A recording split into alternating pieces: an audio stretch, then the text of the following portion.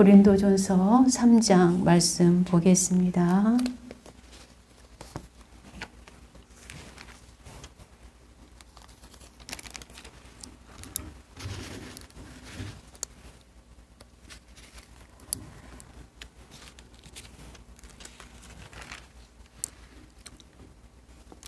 우리 전체 말씀을 다 살펴볼 텐데요. 우리가 오늘 읽을 말씀은요.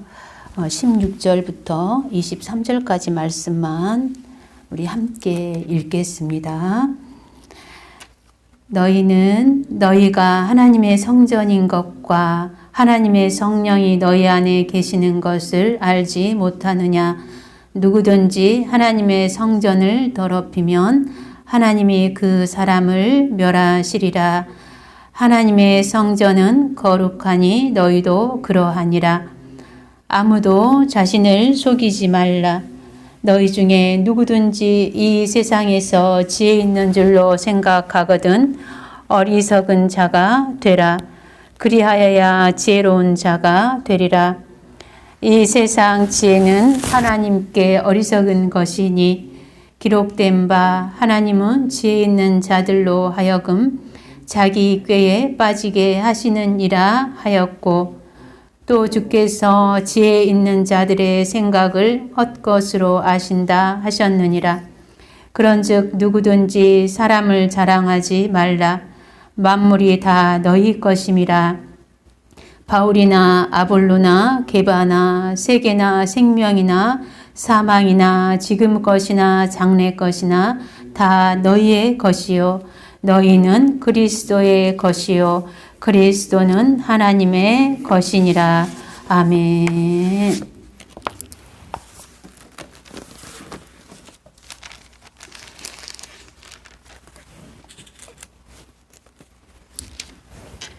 우리는 고린도전서 1장과 2장을 우리 살펴보았는데요. 고린도 교회의 그 상황과 문제점을 알 수 있었습니다. 오늘은 3장을 이제 살펴볼 텐데요. 1절에 우리가 1절부터 15절까지는 읽지 않았기 때문에 읽으면서 우리가 살펴봐야 될 텐데 시간이 많이 소요가 될 것 같아서요. 1절은 일단 읽어보겠습니다. 형제들아, 내가 신령한 자들을 대함과 같이 너희에게 말할 수 없어서 육신에 속한 자 곧 그리스도 안에서 어린아이들을 대함과 같이 하노라. 제가 2절부터 4절까지 5절까지 제가 읽겠습니다. 내가 너희를 저주로 먹이고 밥으로 아니하였노니 이는 너희가 감당하지 못하였음이거니와 지금도 못하리라. 너희는 아직도 육신에 속한 자로다. 너희 가운데 시기와 분쟁이 있으니 어찌 육신에 속하여 사람을 따라 행함이 아니리요. 어떤 이는 말하되 나는 바울에게라 하고 다른 이는 나는 아볼로에게라 하니 너희가 육의 사람이 아니리요. 그런즉 아볼로는 무엇이며 바울은 무엇이냐. 그들은 주께서 각각 주신 대로 너희로 하여금 믿게 한 사역자들이니라. 제가 빨리 읽겠습니다. 14절까지 읽을게요. 나는 심었고 아볼로는 물을 주었으되 오직 하나님께서 자라나게 하셨나니 그런즉 심는 이와 물 주는 이는 아무것도 아니로되 오직 자라게 하시는 이는 하나님뿐이니라. 심는 이와 물 주는 이는 한 가지나 각각 자기가 일한 대로 자기의 상을 받으리라. 우리는 하나님의 동역자들이요 너희는 하나님의 밭이요 하나님의 집이니라. 내게 주신 하나님의 은혜를 따라 내가 지혜로운 건축자와 같이 터를 닦아두매 다른 이가 그 위에 세우나 그러나 각각 어떻게 그 위에 세울까를 조심할지니라. 이 닦아둔 것 외에 능히 다른 터를 닦아둘 자가 없으니 이 터는 곧 예수 그리스도라.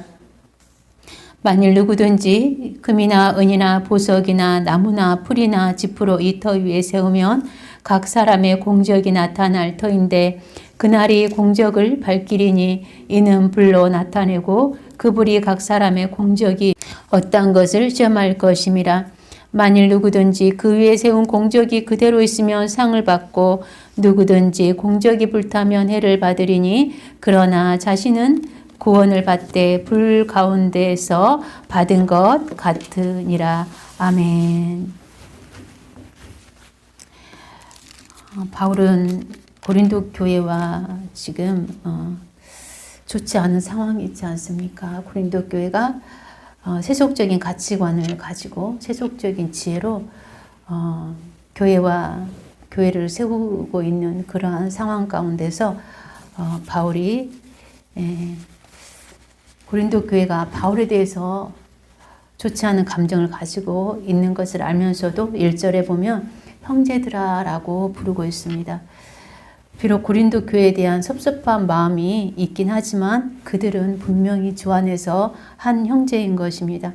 그래서 바울은 형제라는 이러한 표현으로 그들을 지극히 또 사랑하고 있음을 또 표현하고 있습니다. 바울은 그들을 대할 때 1절과 2절에 보면은요, 신령한 자들 곧 영적으로 성숙한 자들 대하는 것처럼 너희들을 대하지 않았다 이렇게 말하고 있습니다. 보니까 그들에게 어린아이에게 젖먹는 어린아이에게 하는 것처럼 그들을 대했다고 말하고 있습니다. 그들은 성령을 소유하고 있었지만 성숙하지 못한 그 신앙 때문에 그들이 성령에 사로잡히지 않고 그 자연적인 본성에 더 지배를 받아서 육신적인 기준으로 또 사람을 판단하고 또 신앙생활을 했던 것입니다. 그래서 바울은 그들을 아직 육신에 속한 자라고 말하면서 영적으로는 어린아이라고 이렇게 말하고 있습니다. 그들이 아직도 육신에 속하였음을 증명하는 것이 그 이유에 있는데요.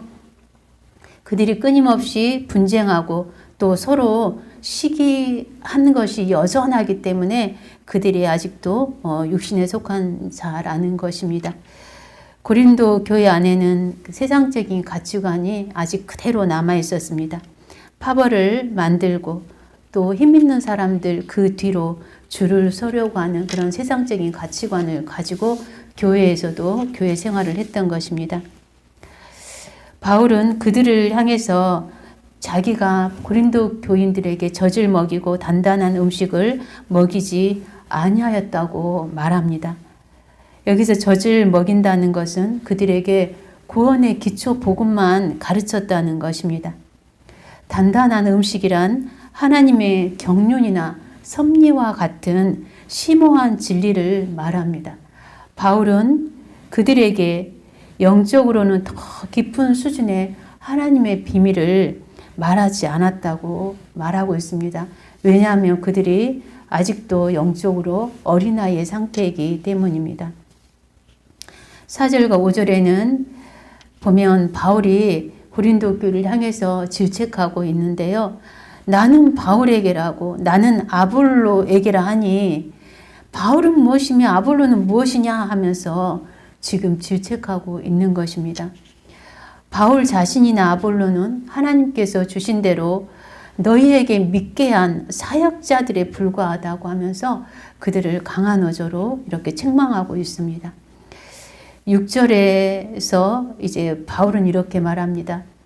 나는 심었고 아볼로는 물을 주었으되 오직 하나님께서 자라나게 하셨다 이렇게 말합니다. 바울은 이러한 비유를 통해서 식물이 자라나는 그 비유를 통해서 자신과 아볼로의 역할을 말하고 있는 것입니다. 자신이 심었다는 것은 바울이 고린도 교회에서 최초로 하나님의 복음을 전한 자였고 고린도 교회를 세운 자 아닙니까? 그래서 이렇게 심은 자로 자신을 비유한 것입니다.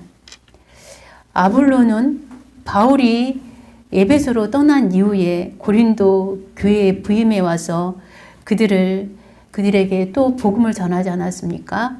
그래서 교회를 아볼로는 든든히 세워갔습니다. 이러한 의미에서 아볼로는 물을 준 자인 것입니다. 그러나 바울은 이렇게 말합니다. 심고 물을 주었더라도 아무것도 하나님이 자라게 하지 않았다면 이는 하나님께서 자라게 하시는 분은 하나님이시기 때문에 우리는 아무것도 아니라고 이렇게 말하고 있는 것입니다. 우리가 어떤 식물을 심었는데 물을 주고 또 씨를 심고 물을 주었더라도 자라지 않으면 아무 소용이 없지 않습니까? 이처럼 바울은 자라게 하신 분은 하나님이라고 말하며 하나님께서 자라게 하시지 않았다면 우리는 아무 소용이 없다고 이렇게 말하는 것입니다. 바울과 아볼로는 각자에게 하나님께서 주신 그 은사와 역할에 따라서 하나님께 쓰임 받았던 일꾼에 불과하다는 것을 지금 말하고 있는 것입니다. 교회는 하나님께서 세우는 것이지 않습니까? 사람의 힘과 능력으로 세우는 것이 아니지 않습니까?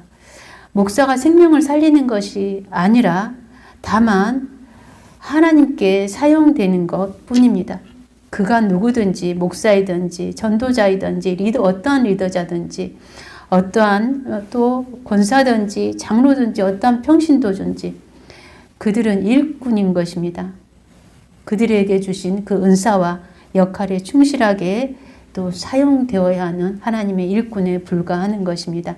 오직 생명을 자라게 하시는 분은 하나님 한 분뿐인 것입니다. 교회의 주인은 하나님이시죠. 교회를 책임지시는 분도 하나님이시지 않습니까? 우리가 우리의 힘으로 능력으로 교회를 세울 수 없지 않습니까? 이 말씀을 우리가 계시록을 통해서 알 수 있는데요. 계시록에 보면 예수님께서 오른손에 7뼈를 잡으시고 7 금촛대 사이를 다니시지 않습니까? 그는 교회 사이를 예수님께서 친히 운행하시면서 교회를 돌보시고 계신다는 뜻이고 7뼈를 잡고 계시다는 것은 그 7 교회를 리드하고 있는 리더자들을 예수님께서 붙들고 계시다는 것이거든요. 그래서 교회의 주인은 예수님이시고 교회를 세우시는 분도 보호하시는 분도 예수님이라는 것을 이렇게 보여주신 것입니다. 8절과 9절에 보면 심는 이와 물 주는 이는 한 가지라 이렇게 말하고 있습니다. 하나님의 일을 하는 데 있어서 바울과 아볼로는 동역자에 불과하다는 것입니다. 누가 더 낫거나 못하는 것이 아니라 다만 각자에게 맡겨진 일을 하는 일꾼이라고 지금 말하고 있는 것입니다. 그리고 일꾼은 일한 후에 상 받을 것을 기대하고 일한다고 이렇게 말씀하고 있습니다. 어떤 사람은 상급에 대해서 부정적인 그러한 생각을 가지고 계시는 분들도 있는데요. 저는 분명 상급이 있다고 생각합니다. 그것이 어떠한 모습으로 주어질지는 알 수는 없지만 저는 그 상급은 각자가 가진 영광에 따라서 하나님께서 그에 합당한 상급을 주실 거라고 저는 믿고 있습니다. 9절에는 너희는 하나님의 밭이요 하나님의 집이다 라고 말하고 있습니다. 교회의 공동체가 하나님의 밭이고 하나님의 건물이라는 것입니다. 교회의 소유주가 바울이나 아볼로가 아니라 또 어떤 개인이 아니라 하나님께서 교회의 소유주라는 것입니다.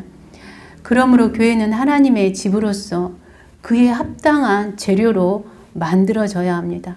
세워져야 합니다.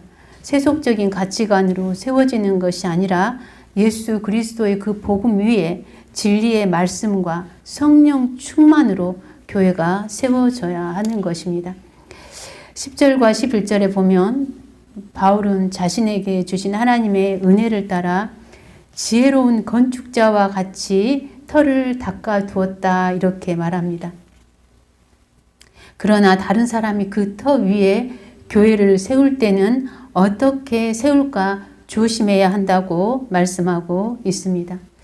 교회 위에 바울이 세워놓은 그 교회 위에 어떻게 세워야 할지 조심해야 한다는 이 의미는 오직 예수 그리스도와 진리의 말씀으로 교회가 세워져야 한다는 것입니다. 만약 다른 것으로 교회가 세워진다면 심판 때에 불타 없어져 버릴 것이라고 12절 이후에 말씀하고 있습니다. 불타지 않은 것만 그들의 공적이 될 것이라고 말하고 있습니다. 세속적인 것들, 세속적인 가치관들은 불타버리고 하나님의 교회에 합당한 재료들, 오직 성령을 따라 행한 것들, 성령을 통해서 세워진 것들, 이러한 거룩한 것들만 공적으로 남게 될 것이라고 그들에게 교훈합니다. 12절과 15절을 보면은요, 12절에 금이나 은이나 보석이나 나무나 풀이나 집, 이러한 것들을 지금 공적이 남고 또 불타버릴 것에 대해서 비유로 이러한 것들을 예를 들어서 말하고 있는 것입니다. 불에 타는 것과 타지 않는 것이 이렇게 이러한 재료들을 통해서 우리가 비교할 수 있는데요. 금이나 은이나 보석은 어떻게 타지 않지 않습니까? 불에 잘 타지 않은 것입니다. 그러나 나무나 풀이나 짚은 불에 타버리는 것 아닙니까?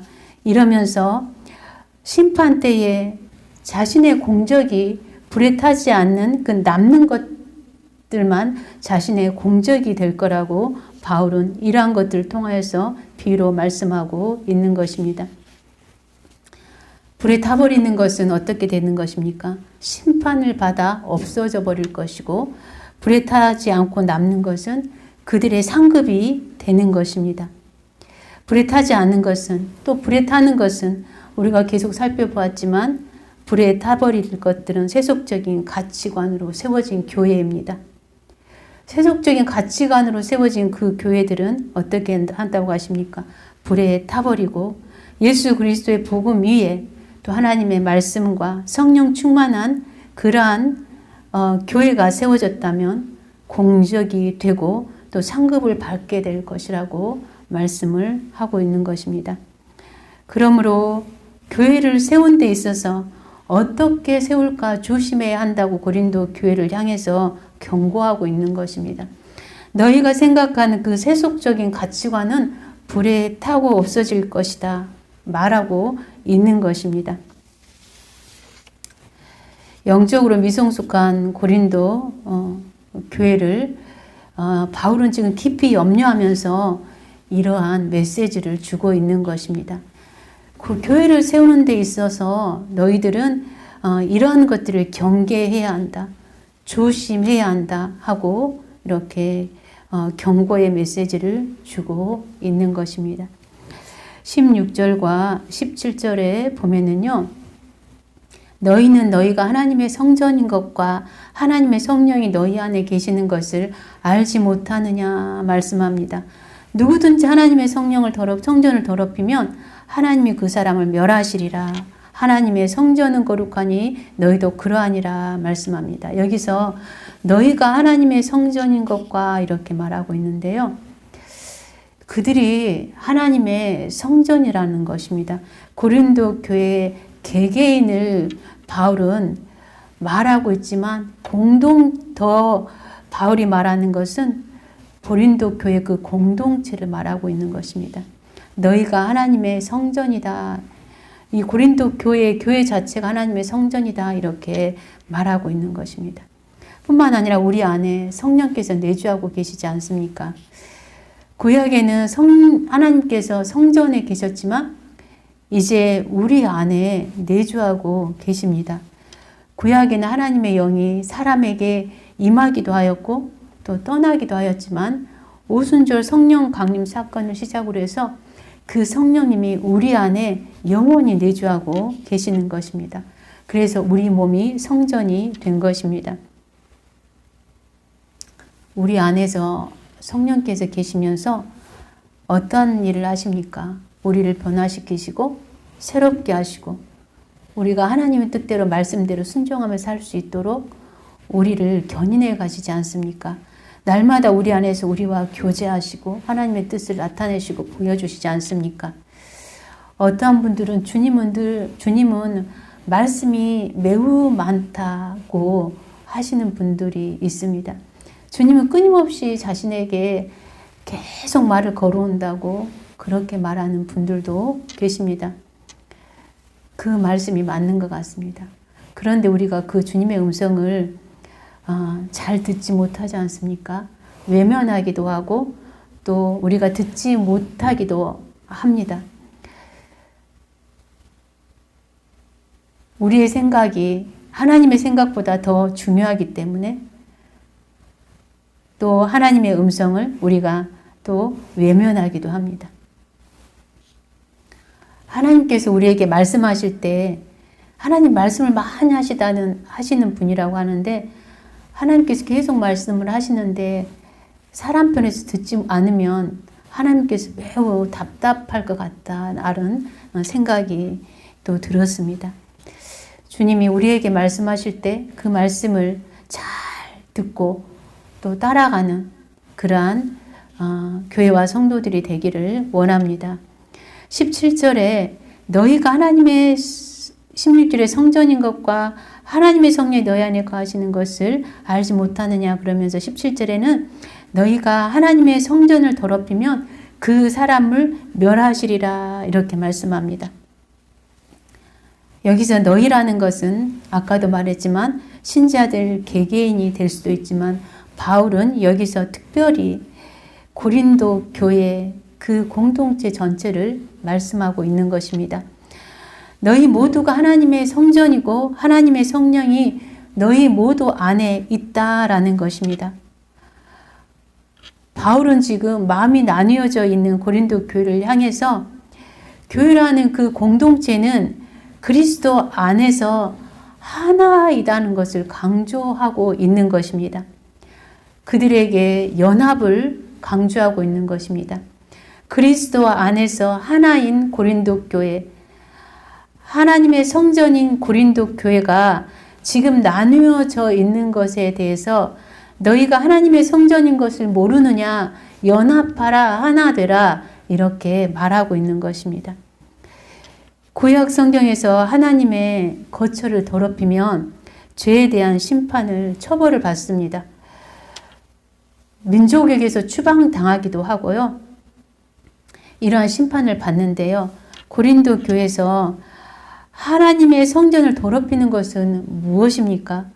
지금 너희들이 교회를 더럽히면 파멸될 것이다 이렇게 말하고 있는데 구약이 아닌 지금 신약 교회인 고린도 교회에서 하나님의 성전을 더럽히는 행위가 무엇이냐면요. 신자들의 믿음을 허물어뜨리는 거짓된 말들, 거짓된 교훈들, 또 불화를 일으켜서 교회를 분열하게 하는 그 경쟁 의식들, 또 교회의 틀을 약화시키려는 여러 가지 문제점들, 그들이 지금 세속적인 가치관을 가지고 들어와서 교회를 약화시키고 교회를 불화하게 하고 분열시키는 이러한 것들에 대해서 그 성전을 더럽히는 행위로 지금 바울은 말하고 있는 것입니다. 그러면서 하나님께서 그들을 멸하실 것이다 이렇게 그들에게 경고의 메시지를 주고 있는 것입니다.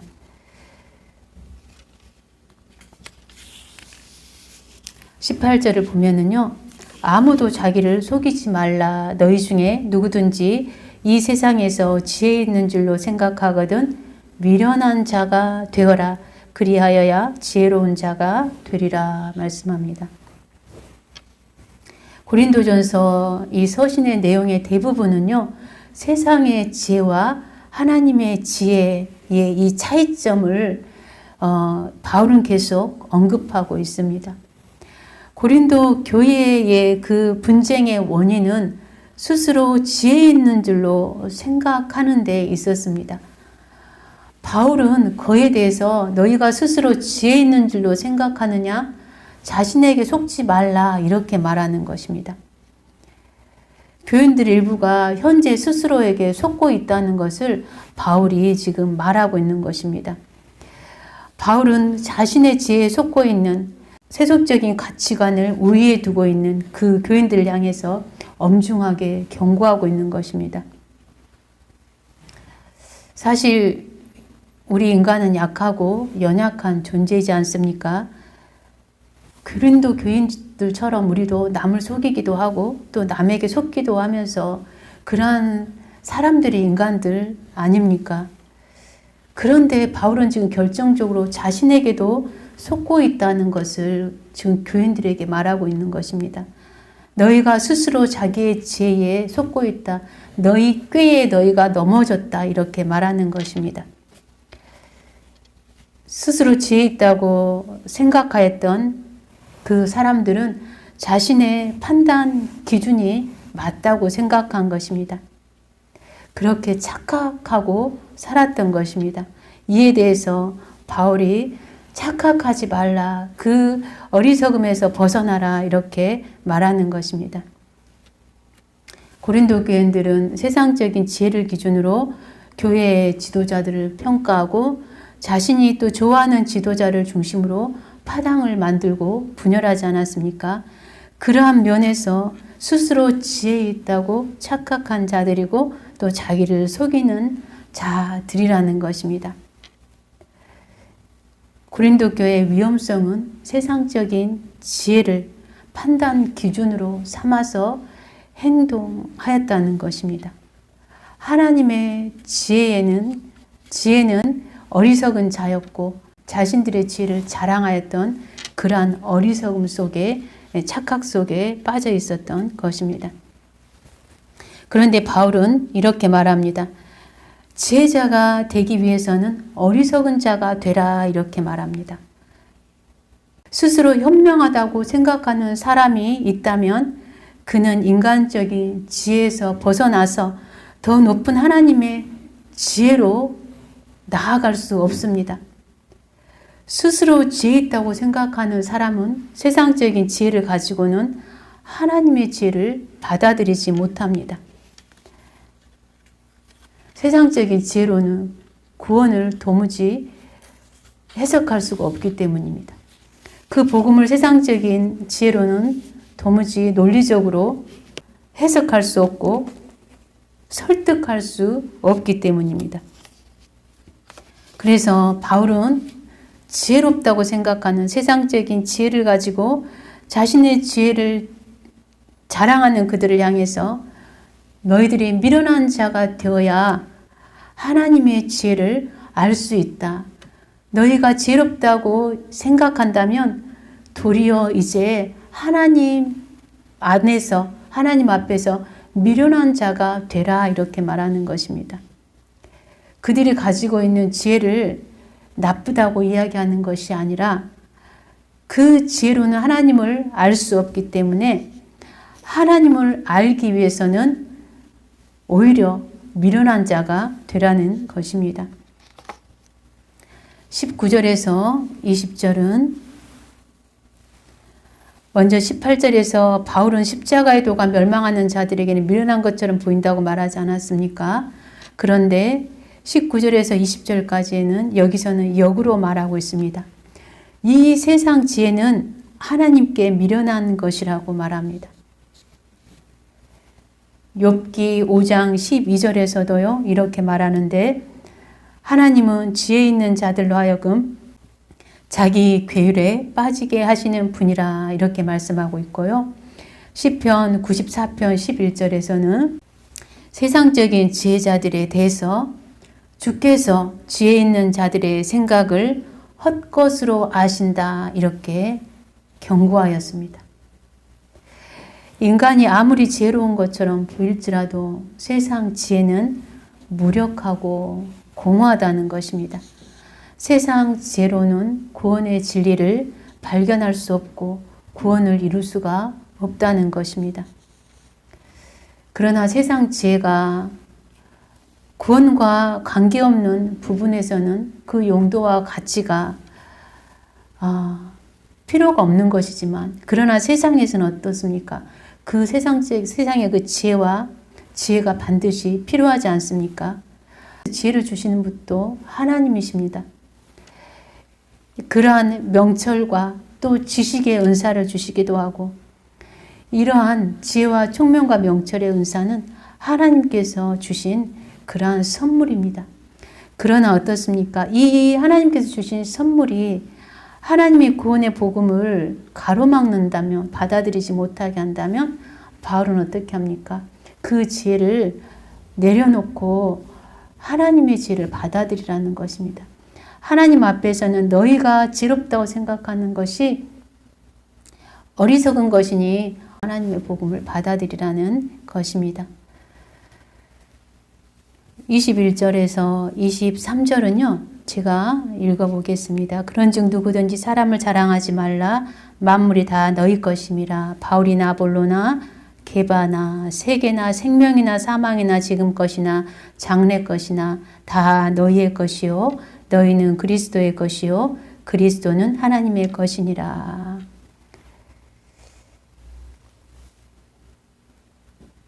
칼빈이라는 종교개혁자는 이러한 격언을 남겼습니다. 인간보다 더 허무한 것은 없다. 사라지는 그림자를 의지하는 것이 허무한 것처럼 인간을 의지하는 것 역시 얼마나 불안한 것인가 이렇게 지적하고 있습니다. 그렇죠. 인간은 의지할 만한 대상이 아닙니다. 당시 고린도 교회에서는 바울을 자랑하는 이가 있었지 않습니까? 또 아볼로를 자랑하는 이들도 있었습니다. 그리고 게바를 자랑하는 이들도 있었습니다. 그러나 이 사람은 사람의 자랑거리가 못 되는 것입니다. 헛된 것이고 허망한 것이 아닙니까? 사람을 의지하는 것은 그렇습니다. 바울은 지금 바로 이렇게 사람을 자랑하는 일들을 중지하라고 요구하는 것입니다. 자랑이나 또 영광의 대상은 사람이 아니라 오직 하나님 한 분뿐이라고 말하는 것입니다. 사람을 비롯한 세상의 어떤 대상도 그 대상을 자랑한다는 것은 하나님이 아닌 그 사람을 신뢰한다는 것이 되고 또는 그 대상을 신뢰한다는 것이 되기 때문에 그것을 버리라는 것입니다. 오직 축복의 원천은 신뢰할 분은 하나님 한 분뿐임을 바울이 그들에게 지금 교훈하고 있는 것입니다. 22절에 다 너희의 것이요 라고 말합니다. 다 너희 바울도 아볼로도 게바도 세계도 생명도 사망도 지금 것이나 장래 것이나 다 너희의 것이요 이렇게 말합니다. 모든 신자들이 그리스도를 소유하고 있지 않습니까? 그렇기 때문에 모든 것이 그리스도의 것이고 그리스도를 소유하고 있는 자들의 것인 것입니다. 그러니 한낱 피조물에 불과한 그 사람을 자랑할 것이 무엇이냐 이렇게 말하는 것입니다. 모든 세계가 다 너희 것이고 그리스도가 너희의 것인데 자랑할 것이 무엇이냐. 그 헛된 것들을 허망한 것을 버리라 이렇게 말하는 것입니다. 너희가 생각하는 그러한 생각들 힘 있는 사람 뒤에 줄 서서 자신의 세력을 키우고 자신을 자랑하려고 하는 것 다 헛된 것이라고 말하는 것입니다. 바울은 고린도 교회 분쟁의 원인이 이러한 모든 것이 다 자신들의 것이고 그리스도 자신들의 것인데 그걸 알지 못하고 있는 그 좁은 시야를 가지고 있는 고린도 교인들을 향해서 이렇게 일깨우고 있는 것입니다. 즉 하나님의 모든 그 피조 세계의 모든 주권을 가진 자로서 피조물 중에 하나인 그러한 지도자를 자랑할 필요가 없는 것입니다. 인간은 한낱 피조물에 불과한 것입니다. 이 세상의 모든 지도자뿐만 아니라 심지어 모든